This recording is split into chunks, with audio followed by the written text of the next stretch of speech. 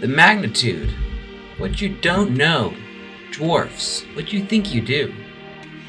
In all areas of life, there are things we know, there are things we know we don't know, and there are things we don't know we don't know. Nobody can know everything, and there are many things we don't know which, if we knew them, would cause us to act differently.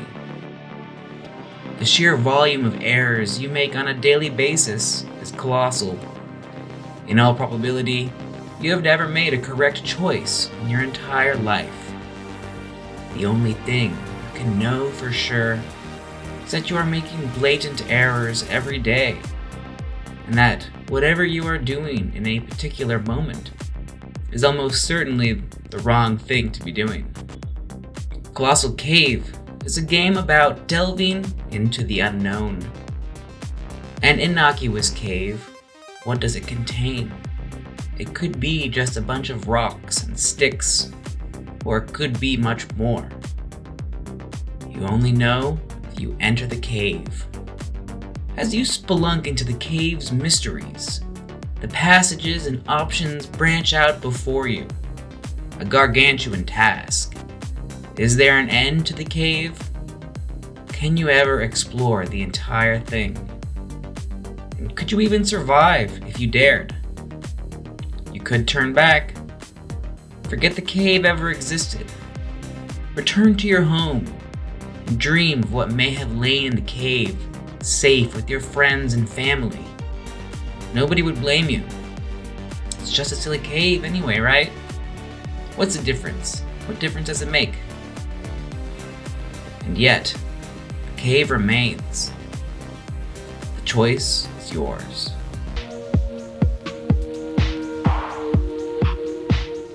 Originally created back in 1976, the Colossal Cave was originally created as a purely text-based adventure game.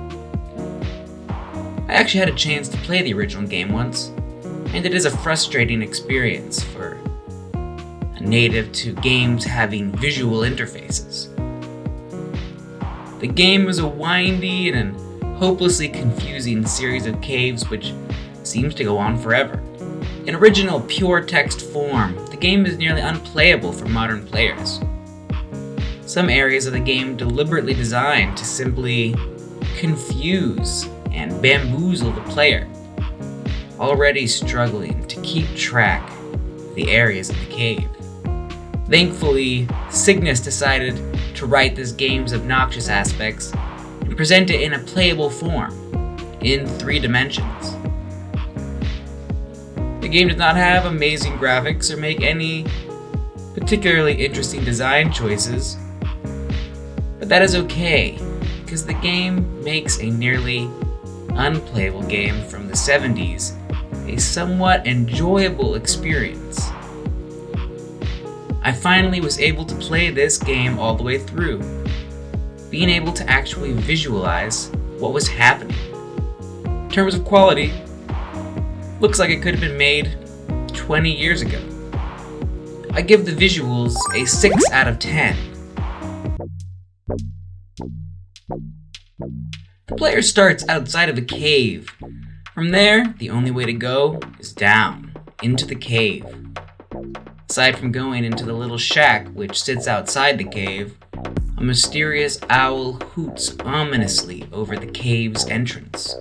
Inside the caves, anything can lie, but the player must navigate the confusing series of caves in order to unveil all of the game's secrets.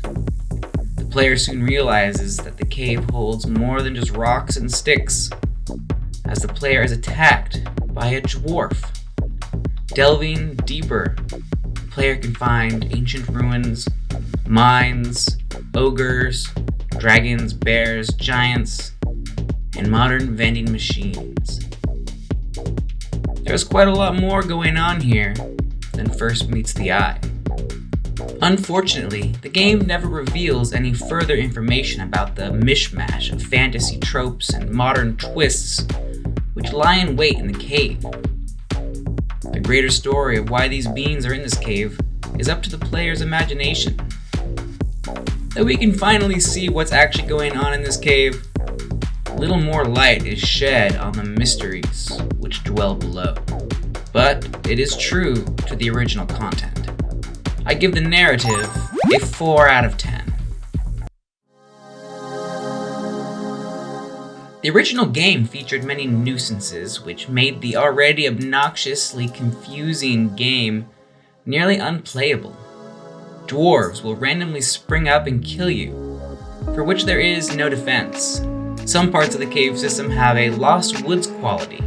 However, instead of navigating towards a specific destination, the player becomes trapped in the area until the correct combinations of movements is performed. With no way of knowing what these movements are, the player must find them through sheer trial and error.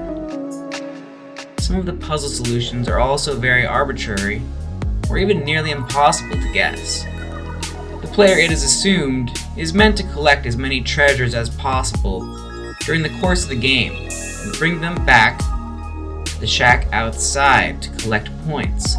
The maximum number of points possible is 350, if the player does everything perfectly within the time limit. Thankfully, the remake offers an exploration mode which expands the time limit the player has for exploration, as well as offers saving options and a comprehensive map.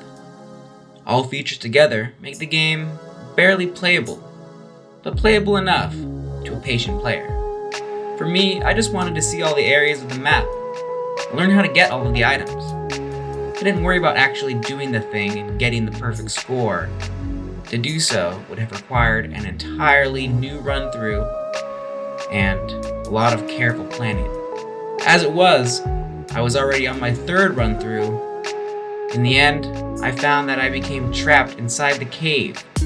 I guess I took too long. This is a very annoying game, even with the quality of life improvements introduced by Cygnus. I give the gameplay a 7 out of 10. Colossal Cave is not a good game. The remake is only slightly better. However, I'd encourage people to try it out anyway, as a piece of gaming history. The remake makes the game accessible enough to new audiences. On its own merit, the game does everything wrong and is not actually fun. But hey, it was made in the 70s, so I guess we can give it a break. The remake can actually be an enjoyable experience, annoyances aside. Fans of Outer Wilds or the Monkey Island games may enjoy it. I really wouldn't recommend it to many others though. I give the remake a 6.5 out of 10 and a cushion for the players to scream their frustrations into. But what did you think? Does this game deserve to be remembered, or should it be tossed out?